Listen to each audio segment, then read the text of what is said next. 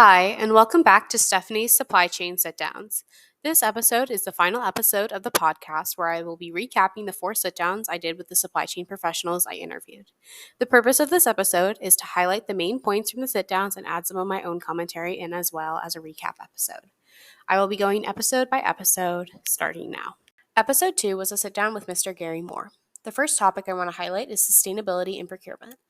Mr. Moore discussed how important it is to find sustainable suppliers, work to reduce a company's carbon footprint and fossil fuel dependency, and find alternate energy sources that are clean or cleaner than fossil fuels. It's also important to find recycled products for your product that you're making and focus on cradle to cradle rather than cradle to grave in the product's life cycle. From this, I think it's also important to work to find companies and suppliers that have sustainable products, but also have their first line suppliers and their second line and third line suppliers and so on and so forth be sustainable as well, because that's the only way we can truly guarantee sustainability as much as possible in the procurement process. The second topic I want to highlight is the importance of knowing your international standards and regulations. Mr. Moore talked about how when you're working with either different companies in different countries or just different countries in general, they might have different rules and regulations for the products that you're importing or working with, and it's important to know these rules and regulations so that you can make the most informed decisions for your company and also work to reduce any issues or delays that might occur as a result of these regulations. I think the biggest takeaway from this topic is that it's really important to learn and know the regulations of the countries and the suppliers you're working with so that you can work to prepare for any regulation issues that you might have and try to circumvent any potential setbacks. The next episode, episode 3, was a sit down with Mrs. Leslie Gurland. One of the stories that Mrs. Gurland told was about how she worked to get the labels for life-saving drugs and medication for Johnson & Johnson's Janssen division, and how she overcame the challenge of not having the supplies needed for the labels that were needed to send the medication out to the people who needed it. I think this was a cool story because it showed how greatly the supply chain can work to impact an entire company and all the people who rely on the company, in this case, the people relying on Janssen for life-saving medications. Ms. Gurland also talked about her experience of being a woman in supply chain and how important it is to help those who aren't on your level to get on your level when you are able to help and mentor others. She also mentioned how important it is to appreciate and thank those around you, such as those on your team, your suppliers, and the companies you work with, to make sure that everyone feels appreciated and also thank them for a good job. I think this is great advice and advice I will be taking with me into a post-college career because it is important to help those around you and also thank and appreciate everyone who you work with, from your teammates to your suppliers and anyone else you work with, so that you have a good relationship with everyone. Now we will move on to episode 4, which is a sit down with Mrs. Michelle Kerstein. Mrs. Kerstein discussed how technology has changed throughout her time working in supply chain, specifically that there is no system that does everything a person in supply chain needs, and because of that, supply chain professionals rely on multiple different systems to do their jobs.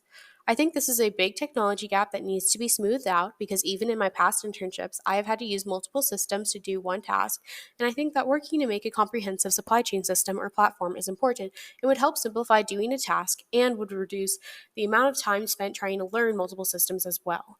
Another topic we discussed was supply chain disruptions or shutdowns in relation to COVID and the global conflicts and how to overcome these disruptions. One of the biggest issues during COVID was that a lot of suppliers stopped working to protect their employees from COVID, but this made it difficult to deliver products to customers on time because the suppliers weren't working. This is important because, in general, companies had to work with their suppliers and customers to make sure that everyone knew any updates or timetable pushbacks because of the disruptions, and also work to prepare for any more disruptions to the supply chain as a result of COVID, and also to move any deliverables back that would be delayed because of supplier shutdowns. The final episode I'll be discussing is episode 5 with Mr. Tom Maher. The first topic I'm going to highlight is the potential future supply chain disruptors.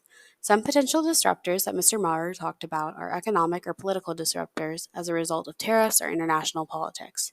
But there could also be some positive disruptors like AI and how machine learning will be able to hopefully help the supply chain become more efficient.